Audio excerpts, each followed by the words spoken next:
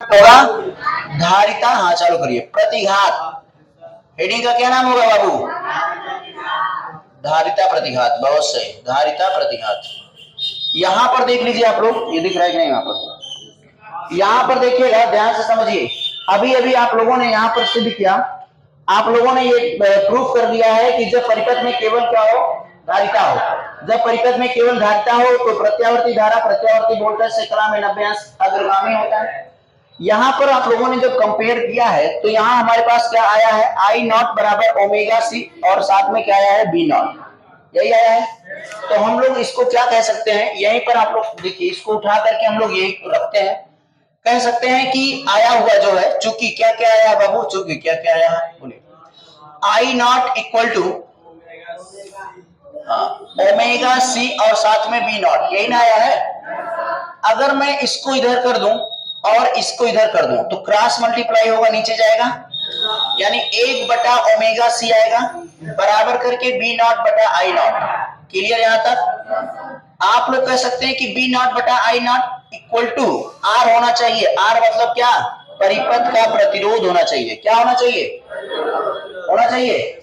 हम लोग यहां पर क्या कह सकते हैं कि ओम के अनुसार 1 बटे जो ओमेगा सी लिखा है परिपथ, देखिए क्या होगा कि ओम के अनुसार 1 बटा ओमेगा सी परिपथ का प्रतिरोध होना चाहिए।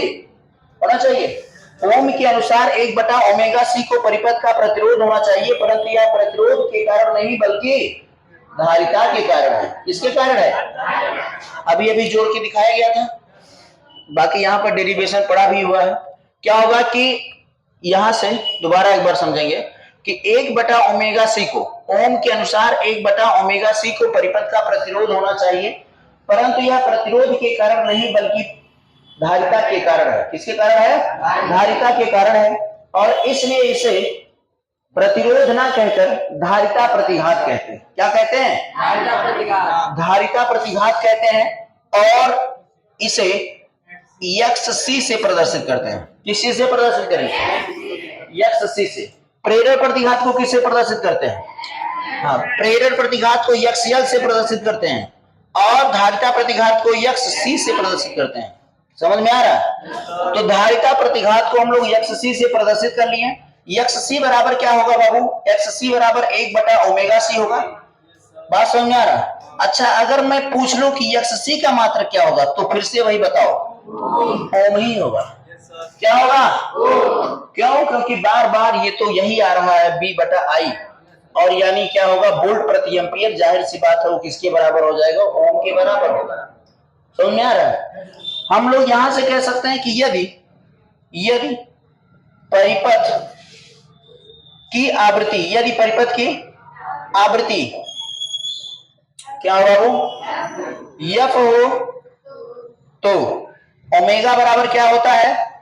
2 पाई एफ। अभी बताया गया है थोड़ी देर पहले, ओमेगा बराबर 2 पाई एफ। पिछले वाले वीडियो में बताया गया है ओमेगा बराबर क्या होगा? 2 पाई एफ। ओमेगा बराबर 2 पाई एफ। अगर इस मान को हम लोग रख देते हैं ओमेगा बराबर 2 पाई एफ, यहां पर रखेंगे तो फिर बोलिए क्या होगा? इसलिए धारिता प्रतिघात, धारिता प्रतिघात, धारिता प्रतिघात,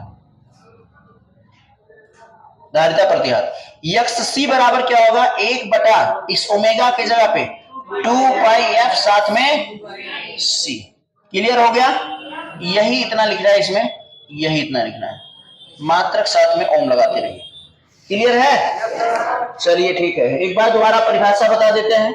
हम लोग कहेंगे कि ओम के अनुसार 1 बटा ओमेगा सी को परिपथ का प्रतिरोध होना चाहिए। चूंकि यह प्रतिरोध के कारण नहीं बल्कि धारिता के कारण है, इसलिए इसे प्रतिरोध ना कह करके क्या कहा जाता है? धारिता प्रतिघात कहते हैं और XC से प्रदर्शित करते हैं। XC बराबर 1 बटा ओमेगा सी। ठीक है? ठीक है, बंद कर लो।